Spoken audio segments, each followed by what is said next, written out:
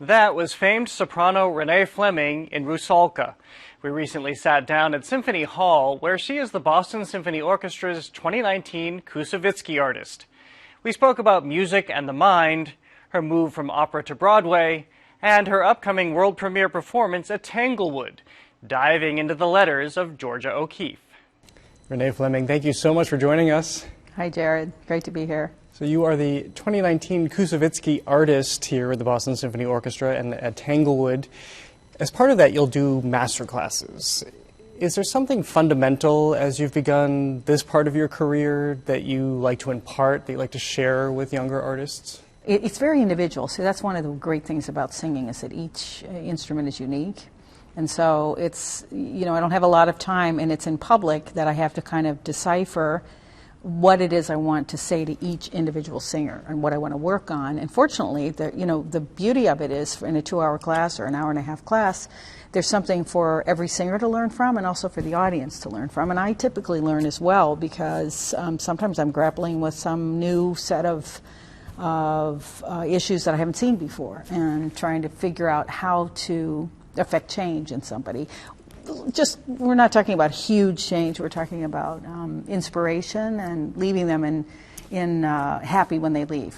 You lead a life that most of us can't relate to, because I assume that there are any number of things you can't do. Well, it's pretty normal. I mean, given how hard my lifestyle is, the fact that, all of us in classical music, especially those of us who concertize, most of the time are on a plane every 3 days. And that, and carrying, in my case, a lot of luggage with gowns and all of the accoutrement that goes with it. So that's challenging, but I'm very used to it. I've been doing it for a long time, and I enjoy it. You've begun doing more concerts, as you say, taking on less roles.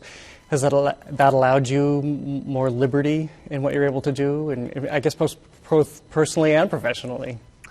Well, it's, we're labeled opera singers, because that's the thing that establishes us. Those of us, who are fortunate enough, in my case, to sing recitals and to tour a lot of the time. But I really started getting away from opera when my children were small, because I knew that I couldn't be away from home all year, which is what opera requires. They're long periods stacked on top of one another. And what I found out is that I actually love this lifestyle. I love being able to tour. It gets me around to many, many more audiences. And whereas for the 10 or 15 years that I sang a lot of opera, I was in 5 cities every year, and that was about it. Whereas now I can be in 40 to 50 cities, and I love that. Hallelujah, hallelujah, hallelujah, hallelujah. And you now stretch what you do. You do standards, and you do Broadway, and of course still opera. How does your voice do that?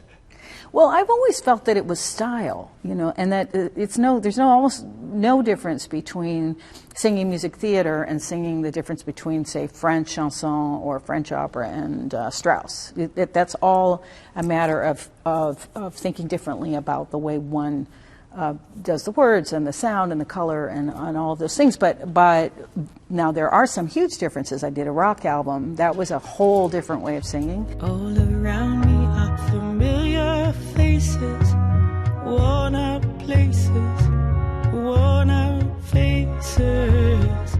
And the project I'm doing now with Ben Whishaw is quite different, because it's requiring me to sing in a very intimate way, and there are a lot of pop elements in this music. So I love being challenged, and that's the fun of it. It was said in the town that the phone sometimes rang at odd hours. I have no opinion on that. Parentheses, period, bracket. I know that I've read anyway, that you're pretty interested in why particular songs endure the way they do. Is that something you found any answers to?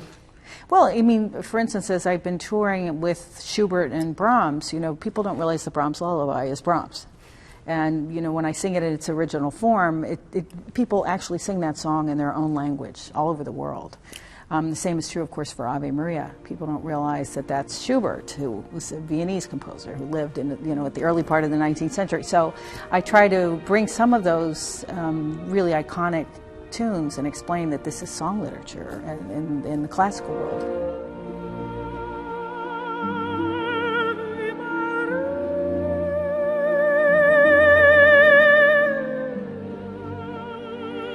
Well, to look at something like Ave Maria, do you have a sense of why, of course, it literally translates, but what happened there? Why do we all know it? Why do we all become one sort of way with it? There are a handful of pieces that become iconic, that they're pieces that people know, respond to large groups of people, and they last, they stand the test of time. And I don't know what I hope science begins to figure it out. There's an MIT student and a group at MIT who are looking at harmony and harmonicity, and they may find some answers. And I think because research on music is relatively new, ultimately I think they will unpack why a harmonic transition, or why certain elements in music move us so much. What is it that's powerful about certain pieces? Speaking of science, you have taken a really active interest in science and music. You've been studied. What have you discovered, or what are you starting to discover about the mind and music? Well, I'm actually going along for the ride. So the scientists are doing this extraordinary work. The therapists are doing amazing work with music, and it's developing every day. That's the amazing thing. Every single day, there's new things that come out about this. Partly because the technology keeps evolving, and quickly, that enables us to see into the brain, and we're finding benefits for childhood development and for multiple conditions, and the story of human evolution is still unfolding as, someone discovers a new cave. And so I just have found it quite fascinating to learn about this, especially because I've spent my life in music, and certainly with the voice, which is a very enigmatic, challenging instrument. We keep reading more about Alzheimer's and music, how it helps, how it's therapy. Well, it's the last memory to go in patients is musical memory. And yeah, that is pretty shocking. And if you've witnessed it, it is, as I have, it's extraordinary. June is busting out all over the meadow and the hill. You were just on Broadway with Carousel. How does that challenge stack up against what you're used to in terms of performance? It's the role itself was not challenging, though wonderful, and the musical is so terrific. The cast was amazing. I mean, I learned about the incredible commitment of these young performers on Broadway and the talent. I couldn't tell the difference between the singers and the dancers because they could all do it well. But there are two huge changes. One is 8 shows a week. You don't have a life for those months that you're in a show. And the other is singing with amplification, with the microphone, which takes some of that pressure off and enables you to kind of get through that week without undue wear and tear. You mentioned earlier liking challenges, but is that ever intimidating to you? It's always intimidating to me. I spend half my life being terrified. But that's, I've just pushed myself. I grew up riding horses and showing.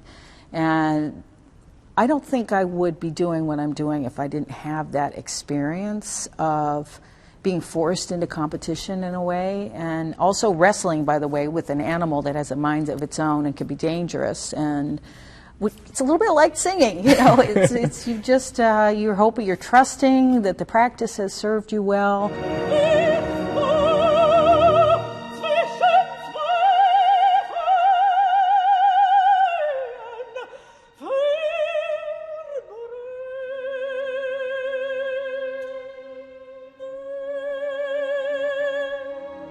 Can you feel the audience change from when you come on stage to when you exit for the power of music, particularly from your voice?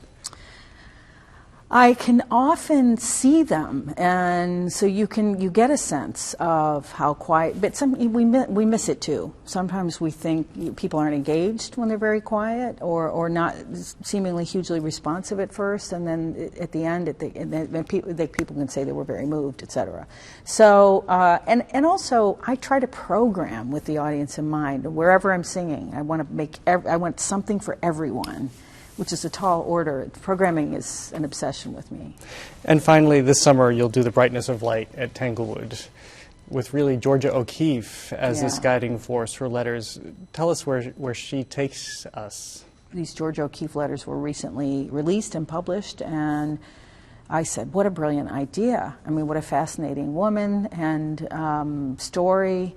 So just the kind of thing that appealed to me. And this particular iteration is the expansion of this project that we already premiered to include Arthur Stiglitz, who was the one who discovered her, who brought her to New York, and who really made her famous. And they married, and she eventually rejected New York and moving to New Mexico, and because she was such a maverick and was going to live life on her own terms. And as she says in the very first letter, there's something about the light.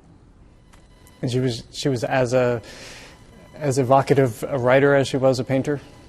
Oh yeah, it's just so beautiful and passionate, very passionate. I mean, she is a woman to be admired. I mean, her best friend Anita, who is referred to in many of the letters, was one of the great suffragettes, and so it was an extraordinary time. Well, Renee Fleming, such a pleasure to have you here. Thank you so much for joining us. Thank you so much, Jared.